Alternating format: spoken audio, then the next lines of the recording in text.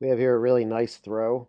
It's an underhook corner drop, and um, this is one of the examples where underhook overhook battles in real wrestling doesn't always really translate to theatrical wrestling, but at this early era, people were still kind of using a foundation of what was actually effective in wrestling, and then just trying to add a little bit of a scripted element to it, right? In terms of continuing the grapple or just having lots of twists and turns in terms of who gets the dominance in the match and so forth. But back in this time, there was just a really great supply of all this legitimate wrestling technique on the feet where they still carried it out. And this is an example. So, from the tie up or referee's hold, if we want to use the old catch language, there's a battle for who gets the inside control.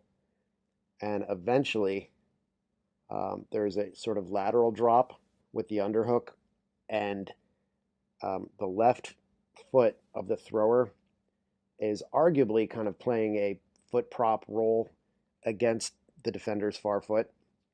Although I don't think it actually makes contact, but this shows up in a lot of judo sacrifice throws as well. Just the shape that your body makes when you gesture as if you're trying to block that foot happens to be exactly the kind of shape your body should make anyway when you're making it into a big axle and turning the opponent's body into the wheel that turns around that axle, right?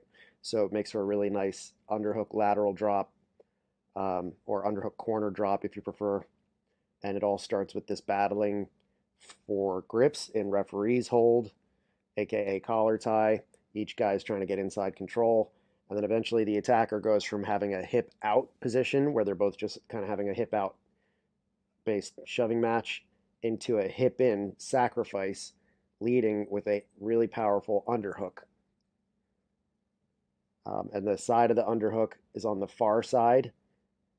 In other words, on the opposite side of the foot that's making that sacrifice.